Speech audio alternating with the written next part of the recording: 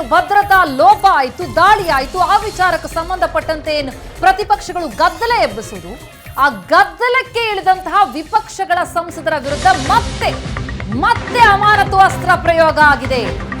ಅಮಾನತು ಪರ್ವ ಸಂಸತ್ನಲ್ಲಿ ಇವತ್ತು ಮುಂದುವರೆದಿದೆ. ಸಂಸದ ಡಿಕೆ ಸುರೇಶ್ ಸೇರಿದಂತೆ ಮತ್ತೆ 3 ಸಸ್ಪೆಂಡ್ ಆಗಿದ್ದಾರೆ ಲೋಕಸಭೆಯಿಂದ. ಅಮಾನತು ಪರ್ವ ಮುಂದುವರಿತಾ ಇದೆ. ಕರ್ನಾಟಕದ ಏಕೈಕ ಕಾಂಗ್ರೆಸ್ ಸಂಸದ ಕೂಡ ಈಗ ಅಲ್ಲಿ ಸಸ್ಪೆಂಡ್ ಆಗಿದ್ದಾರೆ. ಈ ಮೂಲಕ 146ಕ್ಕೆ ಏರಿಕೆಯಾಗಿದೆ ಅಮಾನತಾದಂತಹ ಸಂಸದರ ಸಂಖ್ಯೆ. ಭದ್ರತಾ ಲೋಪ ಆದಂತಹ ವಿಚಾರಕ್ಕೆ ಸಂಬಂಧಪಟ್ಟಂತೆ ವಿಪಕ್ಷಗಳೇನು ಗದ್ದಲ ಎಬ್ಬಿಸುವುದು, ಆ ಗದ್ದಲಕ್ಕಿಳಿದಂತಹ ವಿಪಕ್ಷಗಳ ವಿರುದ್ಧ ಈ ಅಮಾನತು ಅಸ್ತ್ರ ಪ್ರಯೋಗ ಆಗ್ತಾ ಇದೆ. ಇವತ್ತೂ ಕೂಡ ಆ ಪ್ರಯೋಗ ಆಗಿದೆ. ಅಸ್ತ್ರ ಕರ್ನಾಟಕದ ಏಕೈಕ ಕಾಂಗ್ರೆಸ್ ಸಂಸದ ಡಿಕೆ ಸುರೇಶ್ ಕೂಡ ಅಮಾನತಾಗಿದ್ದಾರೆ. ಅವರಷ್ಟೇ ಅಲ್ಲ, ಅವರ ಜೊತೆಗೆ ಇನ್ನೂ 3 ಸಂಸದರನ್ನ ಅಮಾನತುಗೊಳಿಸಲಾಗಿದ್ದು 146ಕ್ಕೆ ಈಗ ಅಮಾನತಾದಂತಹ ಸಂಸದರ ಸಂಖ್ಯೆ ಏರಿಕೆಯಾಗ್ತಾ ಇದೆ. ಇನ್ನು ಅಂಕಿ ಸಂಖ್ಯೆಗಳು ಉಳಿಯೋದೇ ಇಲ್ವೇನೋ, ಎಲ್ಲರೂ ಅಮಾನತಾಗ್ತಾರ ಅಂತ ಅನಿಸ್ತಾ ಇದೆ. ಪ್ರತಿನಿತ್ಯ ಅಮಾನತು ಹೆಚ್ಚಳವಾಗ್ತಾ ಇದ್ದು ಇದು ಒಂದು ರೀತಿ ದಾಖಲೆಯಾಗ್ತಾ ಇದೆ. ಈಗ ಕರ್ನಾಟಕದ ಕಾಂಗ್ರೆಸ್ ಸಂಸದ ಕೂಡ ಸಸ್ಪೆಂಡ್, ಡಿಕೆ ಸುರೇಶ್ ಕೂಡ ಅಮಾನತು.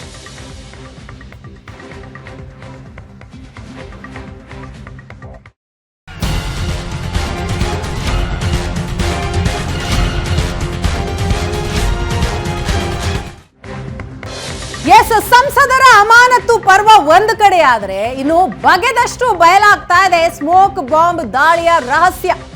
ಸ್ಮೋಕ್ ಬಾಂಬ್ ದಾಳಿಯ ಹಿಂದೆ ಇನ್ನೆಷ್ಟು ಜನರ ಕೈವಾಡ ಇದೆ ಅನ್ನೋ ನಿಟ್ಟಿನಲ್ಲಿ ಪೊಲೀಸರು ತನಿಖೆಯನ್ನ ಮಾಡ್ತಾ ಇದ್ದಾರೆ.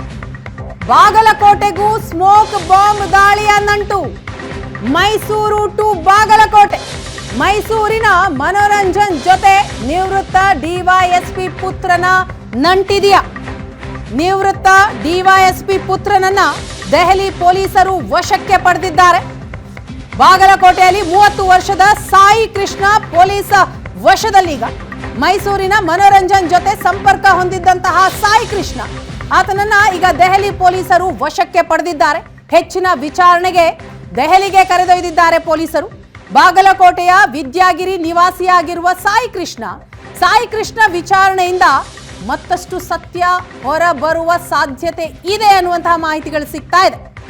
ಮೈಸೂರಿನ ಮನೋರಂಜನ್ ಹಾಗೂ ಸಾಯಿ ಕೃಷ್ಣ ಇಬ್ರು ಕೂಡ ಸ್ನೇಹಿತರಾಗಿದ್ದಾರೆ.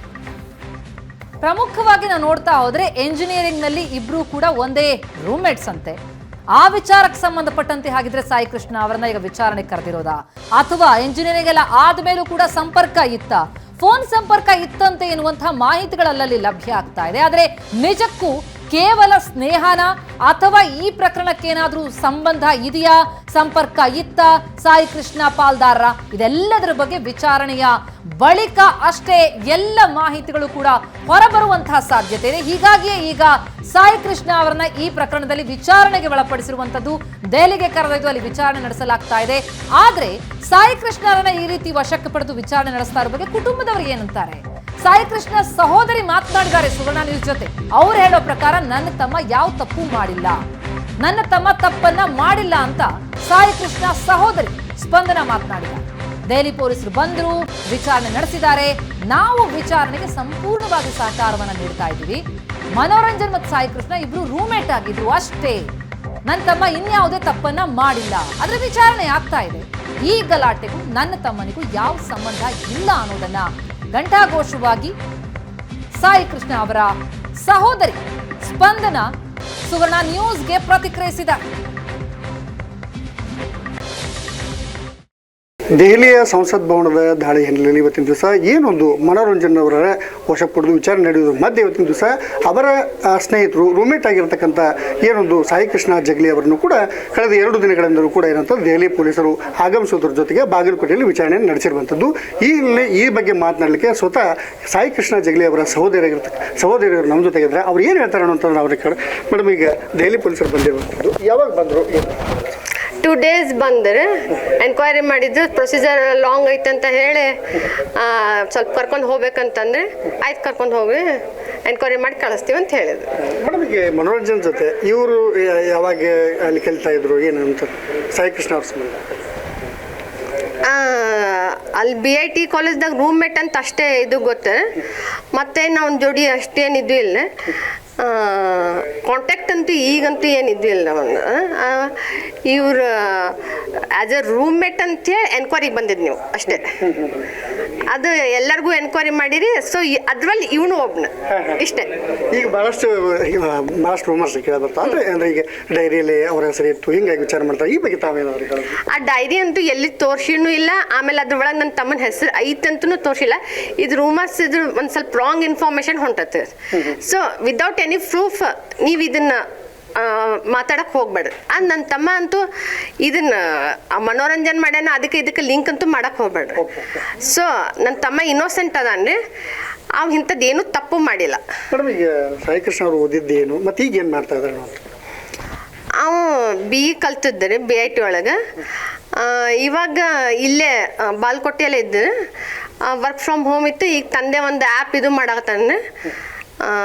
ಈಗ ಇಲ್ಲೇ ಇದ್ದಾನೆ, ಬಾಲ್ಕೋಟೆಯಲ್ಲೇ ಇದ್ದಿದ್ದೆ. ಮತ್ತು ಏನಿದೆ, ಈಗ ತಾವು ಈ ಸಲ ವಿಚಾರಣೆ ಬಳಿಕ ತಮ್ಮ ಸಹೋದರ ಬಗ್ಗೆ ಹೇಳೋದಾದ್ರೆ ಏನು ಹೇಳ್ತೀರಿ? ನನ್ನ ತಮ್ಮ innocent, will come with good results and you all are going to watch him. He is going to give his statement after inquiry. Please wait for this. And he is not involved in this case. Simply rumors are roaming gills. That's all I want to say. ಇಷ್ಟೇ. ಇದು ಎಲ್ಲ ಸುಳ್ಳು. ಇದು ನನ್ನ ತಮ್ಮ ಇದ್ರೊಳಗೆ involve ಇಲ್ಲ. Just roommate ಅಂಥೇಳಿ ಇಷ್ಟೆಲ್ಲ ಪ್ರೊಸೀಜರ್ ಲಾಂಗ್ ಹೊಂಟೈತಿ. ಬರ್ತಾನೆ, ಬಂದು ಅವನೇ ಉತ್ತರ ಕೊಡ್ತಾನೆ. ಮೇಡಮ್, ಯಾವಾಗಾದ್ರೂ ಮನೋರಂಜನೆ ಇಲ್ಲಿ ಬಂದಿರುವಂಥದ್ದು ಅಂತ ಏನೂ ಇಲ್ಲ. ಬಟ್ ಈಗಲೂ ಕೂಡ ಅವ್ರಿಗೆ ಏನು ಸಂಪರ್ಕ ಇರುವಂಥದ್ದು? ಇಲ್ಲ. ಅವ ಸಂಪರ್ಕ ಇಲ್ಲ. ಅದು BIT ಒಳಗೆ ರೂಮ್ಮೇಟ್ ಅಂತೇಳಿ ಇಲ್ಲಿವರೆಗೂ ಬಂದಿದ್ದ, ಮತ್ತೇನು ಇದು ಇಲ್ಲ. ಅದಕ್ಕೆ ಆಲ್ಮೋಸ್ಟ್ ಆಲ್ ಅವನದೆಲ್ಲ ಫ್ರೆಂಡ್ಸದ್ದೆಲ್ಲ ಎನ್ಕ್ವೈರಿ ಆಗೈತಿ. ಅದ್ರೊಳಗೆ ನಮ್ಮದು ಇಷ್ಟೇ, ಮತ್ತೇನಿಲ್ಲ. ತಪ್ಪಂತೂ ಮಾಡಿಲ್ಲ. ಯಾವುದೇ ವಿಚಾರಣೆ ಹಾಂ, ರೆಡಿ ಅದೇವು ನಾವು. ತಪ್ಪೇ ಮಾಡಿಲ್ಲ ಅಂದ್ರೆ ವಿಚಾರಣೆ ಅದ್ರಾಗ ಏನಿದು ಬಂತ್ರಿ, ರೆಡಿ ಅದೇವು ನಾವು. ಇದು ಏನಂತಂದರೆ ಸಾಯಿಕೃಷ್ಣ ಜಗಲಿ ಅವರ ಸಹೋದರಿ ಸ್ಪಂದನ ಅವರ ಮಾತಾಗಿರುವಂಥದ್ದು. ನಾವು ಯಾವುದೇ ಕೂಡ ತಪ್ಪನ್ನು ಮಾಡಿಲ್ಲ, ಯಾವುದೇ ವಿಚಾರಣೆಗೂ ಕೂಡ ತಾವು ಸಿದ್ಧ ಅನ್ನುವಂಥ ಮಾತನ್ನು ಕೂಡ ಅವರು ವ್ಯಕ್ತಪಡಿಸಿರುವಂಥದ್ದು. ಬಾಗಲಕೋಟೆಯಿಂದ ಕ್ಯಾಮರಾಮನ್ ಸೈಯದ್ ಇನಾಮ್ದರ್ ಜೊತೆ ಮಲ್ಲಿಕಾರ್ಜುನ ಸುಮಣಿ, ಏಷ್ಯಾನೆಟ್ ಸೋನಸ್ಗಾಗಿ. ಎಸ್, ಇದೇ ವಿಚಾರಕ್ಕೆ ಸಂಬಂಧಪಟ್ಟ ಹಾಗೆ ಮತ್ತಷ್ಟು ಅಪ್ಡೇಟ್ಸ್ ಅನ್ನ ಕೊಡ್ತಾ ಹೋಗ್ತಾರೆ ನಮ್ಮ ಪ್ರತಿನಿಧಿ ಮಲ್ಲಿಕಾರ್ಜುನ್. ಇದೀಗ ನಮ್ಮ ಜೊತೆ ನೇರ ಸಂಪರ್ಕದಲ್ಲಿದ್ದಾರೆ. ಮಲ್ಲಿಕಾರ್ಜುನ್, ಮನೋರಂಜನ್ ಅವರ ರೂಮ್ಮೇಟ್ ಅನ್ನುವಂತಹ ಕಾರಣಕ್ಕೋಸ್ಕರ ಪೊಲೀಸರು ಬಂದು ವಶಕ್ಕೆ ಪಡೆದು ವಿಚಾರಣೆಯನ್ನ ನಡೆಸ್ತಿದ್ದಾರೆ ಅಂತ ಕುಟುಂಬಸ್ಥರು ಏನು ಹೇಳ್ತಾ ಇದ್ದಾರೆ? ವಿಷಯ ಕೇವಲ ಅಷ್ಟೇನಾ ಅಥವಾ ಅದಕ್ಕೂ ಮೀರಿದಂಥದ್ದೇನೋ ಇದೆ, ಹಾಗಾಗಿನೇ ದೆಹಲಿ ಪೊಲೀಸರು ಬಂದು ಅವನ್ನ ವಿಚಾರಣೆಯನ್ನ ಮಾಡ್ತಾ ಇದ್ದಾರಾ, ಹೇಗೆ? ಏನೋ ಒಂದು ಸಂಸತ್ ಭವನದ ಮೇಲೆ ಒಂದು ಸ್ಮೋಕ್ ಬಾಂಬ್ ದಾಳಿ ಹಿನ್ನೆಲೆಯಲ್ಲಿ ಇವತ್ತಿನ ದಿವಸ ಮೈಸೂರಿನ ಮನೋರಂಜನ್ ಅವರನ್ನ ಕರೆತಂದು ಏನೊಂದು ಆರೋಪಿಗಳನ್ನ ವಿಚಾರಣೆಯನ್ನು ಮಾಡ್ತಾರೆ. ಇವುಗಳ ಮಧ್ಯೆ ಅವರಿಗೆ ಸಂಬಂಧಪಟ್ಟಂತ ಮಿತ್ರರು ಎಲ್ಲರನ್ನೂ ಕೂಡ ಇವತ್ತಿನ ದಿವಸ ಏನಂತಂದ್ರೆ ವಿಚಾರಣೆ ಮಾಡುವಂತ ಒಂದು ಪ್ರಕ್ರಿಯೆ ನಡೀತಾ ಇರುವಂತದ್ದು. ಈ ಹಿನ್ನೆಲೆಯಲ್ಲಿ ಏನು ಅಂತಂದ್ರೆ 2008 ಮತ್ತು 2009ನೇ ಸಾಲಿನಲ್ಲಿ ಅವರ ಜೊತೆಗೆ BIT ಕಾಲೇಜಲ್ಲಿ ಇಂಜಿನಿಯರಿಂಗ್ ಓದಿರ್ತಕ್ಕಂಥ ಏನು ಬಾಗಲಕೋಟೆ ಮೂಲದ DYSP ಪುತ್ರರಾಗಿರ್ತಕ್ಕಂಥ ಏನು ಸಾಯಿಕೃಷ್ಣ ಅವರನ್ನು ಕೂಡ ಏನಂತಂದ್ರೆ ಇವತ್ತಿನ ದಿವಸ ವಿಚಾರಣೆ ಮಾಡಲಿಕ್ಕೆ ನಿನ್ನೆ 4 ಜನರ ಒಂದು ದೆಹಲಿ ಪೊಲೀಸರ ತಂಡ ಬಾಗಲಕೋಟೆಗೆ ಆಗಮಿಸಿತ್ತು.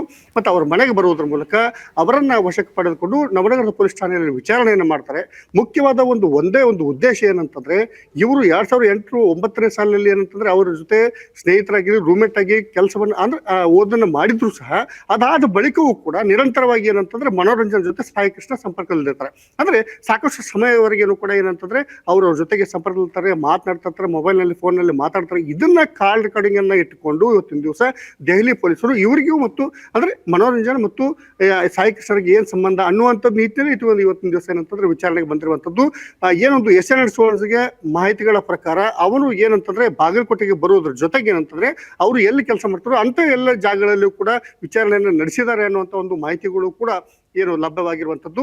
ಇವುಗಳ ಮಧ್ಯೆ ಏನಂತಂದ್ರೆ ಆ ಸಾಯಿಕೃಷ್ಣ ಅವರನ್ನ ನಿರಂತರವಾಗಿ 2-3 ಗಂಟೆಗಳ ಕಾಲ ವಿಚಾರಣೆಯನ್ನ ಮಾಡಿದ್ದಾರೆ. ಅದಾದ ಬಳಿಕವಷ್ಟೇ ಏನಂತಂದ್ರೆ ಅವ್ರನ್ನ ಮತ್ತೆ ಏನಂತಂದ್ರೆ ಇನ್ನಷ್ಟು ವಿಚಾರಕ್ಕೆ ಒಳಪಡಿಸಬೇಕು ಅನ್ನುವಂಥ ಕಾರಣದಿಂದಲೇ ಇವತ್ತಿನ ದಿವಸ ಏನಂತಂದ್ರೆ ಅವರನ್ನ ಹೈದರಾಬಾದ್ ಮೂಲಕ ದೆಹಲಿಗೆ ಕೊಂಡೊಯ್ಯುವಂಥ ಒಂದು ಕೆಲಸವನ್ನು ಕೂಡ ಮಾಡಲಿಕ್ಕೆ ದೆಹಲಿ ಪೊಲೀಸರು ಮುಂದಾಗಿರುವಂಥದ್ದು. ಈ ಹಿನ್ನೆಲೆಯಲ್ಲಿ ಸಾಕಷ್ಟು ವಿಚಾರಣೆ ಬಳಿಕ, ಯಾಕಂತಂದ್ರೆ ಒಂದೆಡೆ ನಾವು ಹೇಳ್ಬೇಕಂತಂದ್ರೆ ಅವರ ಒಂದು ಕಾಲ್ ರೆಕಾರ್ಡಿಂಗ್ ಅನ್ನು ತೆಗೆದುಕೊಂಡಂತ ಸಂದರ್ಭದಲ್ಲಿ ಅವರ ವಿಚಾರಣೆ ನಂತರವಷ್ಟೇ ಇದರ ಸತ್ಯಾಸತ್ಯತೆ ಗೊತ್ತಾಗಬೇಕಾಗುತ್ತೆ. ಯಾಕಂದ್ರೆ ಮೈಸೂರಿನ ಮೂಲದ ಮನೋರಂಜನೆಗೂ ಮತ್ತು ಬಾಗಲಕೋಟೆಯ ಸಾಹಿತ್ಯಕ್ಕೆ ಯಾವ ರೀತಿ ಸಂಬಂಧ ಇದು ಮತ್ತು ಇದು ಮುಂದೆ ಏನಾಗುತ್ತೆ ಅನ್ನುವಂಥದ್ದನ್ನು ಕೂಡ ನಾವು ಇಲ್ಲಿ ಕಾದ್ ನೋಡ್ಬೇಕಾಗಿದೆ ವೀಣಾ.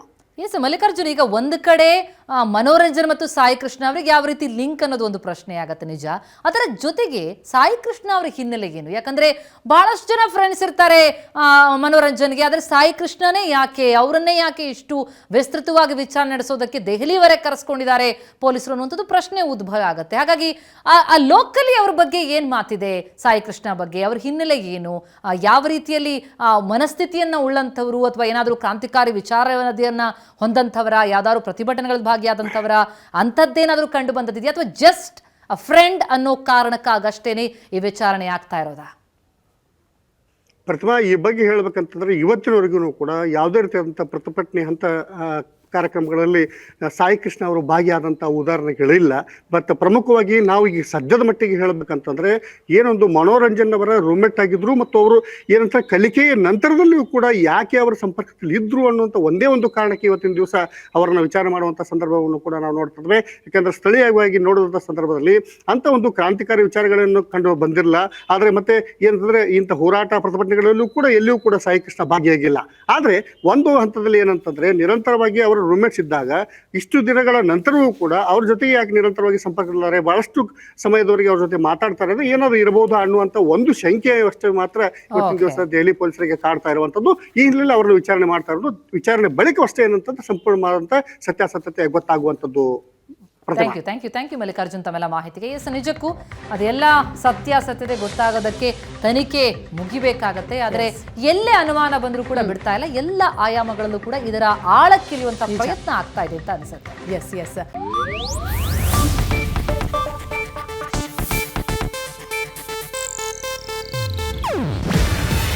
ಇದು ಏಷ್ಯಾನೆಟ್ ನ್ಯೂಸ್ ನೆಟ್ವರ್ಕ್ ಪ್ರಸ್ತುತಿ. ನೀವು ನೋಡ್ತಿದ್ದೀರಾ ಏಷ್ಯಾನೆಟ್ ಸುವರ್ಣ ನ್ಯೂಸ್.